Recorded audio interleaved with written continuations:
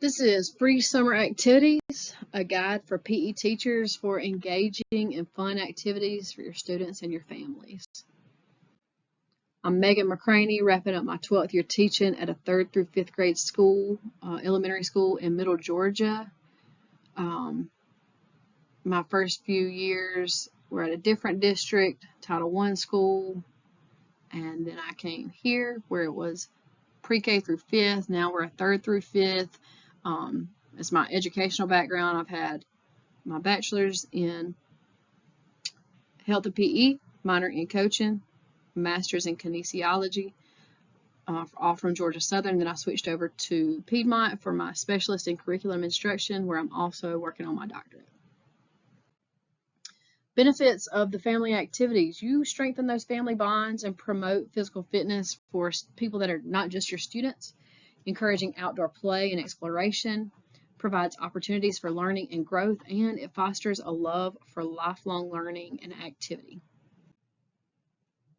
So different categories of activities. We got the no equipment needed, which we'll go into in a minute, home-based activities, and free park activities.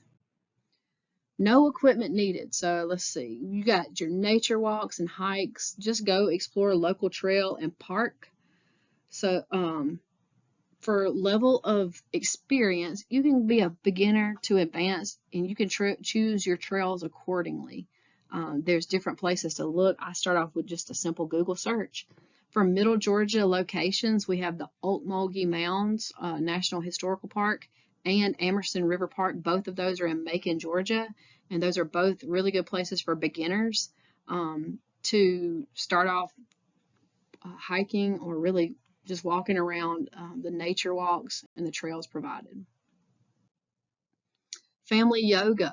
You can practice simple yoga poses together. You don't need any experience for this. There are free videos all over YouTube. We have Cosmic Kids Yoga, which my students love, but it's just a different way to bring in different things. Like yoga is not something that everybody has experienced or has seen done. So for it to be free online, you just follow along. That's accessible to most people. Tag games, freeze tag, shadow tag. You don't have to have any experience to do this. You can do this in your house if you're brave, but you can do it in a yard, local park, anywhere. You don't need anything specific.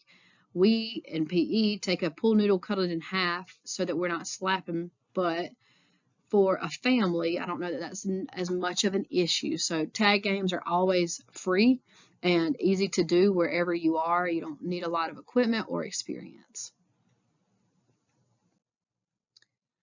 Home-based activities with common items. So we can create an obstacle course using whatever you have around your home, inside or outside, doesn't matter. You can have chairs, pillows, ropes, cones, whatever you have around, have available, you can create. Just think about if you want it inside, do we really want the kids running through the kitchen while you're cooking? Just think about the path that they're going to be using. Maybe we do it outside instead. And for experience, you don't have to have any experience doing this. You can start simple with chalk on the sidewalk. But then you can get a little bit, as you do it, you learn, oh, my child can jump way farther than I thought. So you're able to adjust as needed. Balloon volleyball. You need a balloon and then a string or tape for the net. You don't have to have an actual setup, but this helps because you can be a beginner and still are just as successful with this. You don't have to play true volleyball. You can just volley the balloon in the air. How many times can we hit it? Let's play monkey in the middle. You can keep it off the ground. There are so many activities, but it gets kids thinking creatively and it gets them moving with their family's involvement, which is also going to help them in other areas too. Scavenger hunt. Create a list of items for students or for their children to find around the house, around the yard. So you may need a pen and pencil for the list, but that is something that anybody can do. Beginner type, low cost, low time setup.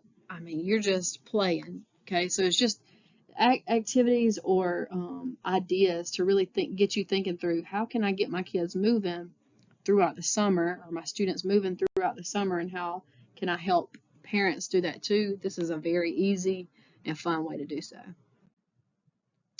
Free park activities. Have your people, like, if you have a school and you have a playground that's available to the public, list that. Tell them we got a playground here, we got a park here.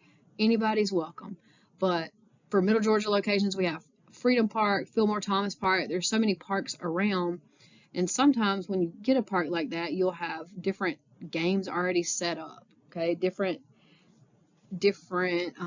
sports or different activities going on. So it's crucial to be in touch with anybody or have access to see what's going on so that you can share that with your parents, with the students that you have at your school. Frisbee games.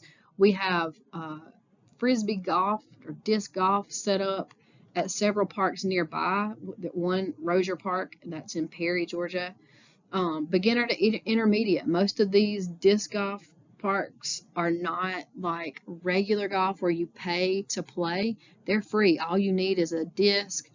You can get a pack of 3 discs for $15 to $20 at Walmart or Amazon, and you'll have a driver, a putter, and a mid-range, and that is so easy to get started, so easy to be successful at.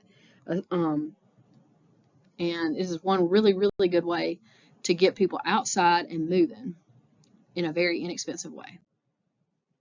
Bike rides. Some people have bikes, some people don't, but they are easy to rent in some locations. You can explore bike trails in local parks. Depending on the trail, you might want to be more advanced, but you can have trails that beginners are safe on, like North Peach Park in Byron, Georgia, Central City Park are 2 locations where you can ride a bike easily. Anybody can. You don't have to have any level of experience to be able to do that. Ideas specific to Middle Georgia. Like I said, I'm in Middle Georgia now. So you can explore local history. Visit historical sites. We have the Ocmulgee Mounds National Historic Park. That's in Macon. Learn about your local history while you're staying active. You can fish at local ponds. I know in Perry, Georgia, they have Go Fish, and that is anybody can go. You can fish there. They have everything that you need. It's relaxing. It's an educational outdoor activity. You can go to Lake Tobo or Lake Tobosoffke in Macon. It's one really good place to go and catch some fish.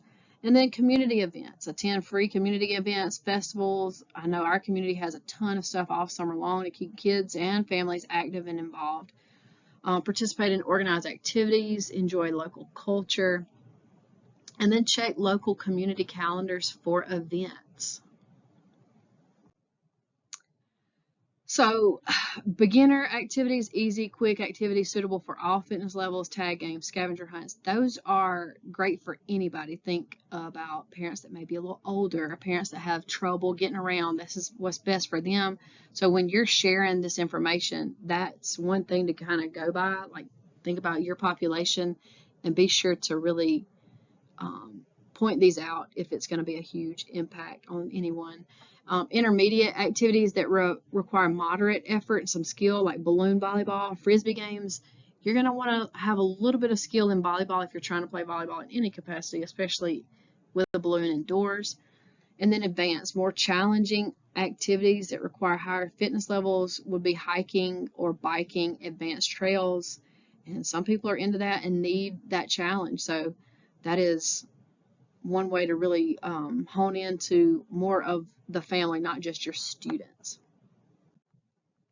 Safety tip and guidelines: stay hydrated. Remind these people to take their water with them. Use sunscreen. Wear appropriate clothing. If you're biking, you need a helmet. If you're going to walk around, let's don't do it in flip-flops if we're going on a nature hike. Your students need to stay supervised and then know the limits. Choose activities that match the fitness level of your experience and your family.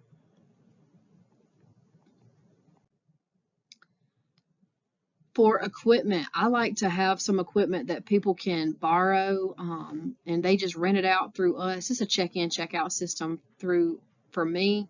I get for garage sales. If I ever see a garage sale and it's got some outdoor or any kind of physical activity equipment, I check it out, see if it's worth buying, and then just trying to get frisbee discs, disc golf stuff, anything that people could use that you might not have at home, but we have enough here that you could rent or host a party with, or anything like that. I try to keep that in mind. Fitness challenges, we can host community events or challenges with entry fees to raise some money for those funds, for equipment, and then have local businesses sponsor some equipment that we may need.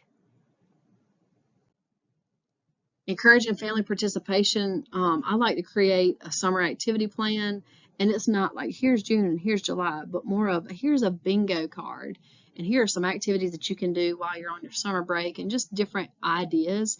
And I've included a lot that's on here, but one that I realized that I didn't include in this PowerPoint would be geocaching. That's a free app, and it is free to do, and it is incredibly fun. It's like a worldwide scavenger hunt, so that's worth looking into. Involve children in the planning, let them choose what they want and choose things that they're excited about, and then recognize and reward when they participate in things, especially things that may be out of their comfort zone, and any achievements that they might accomplish. Again, I'm Megan McCraney. This is my email address, megan.mccraney@hcbe.net. If you need anything, you let me know. Thank you.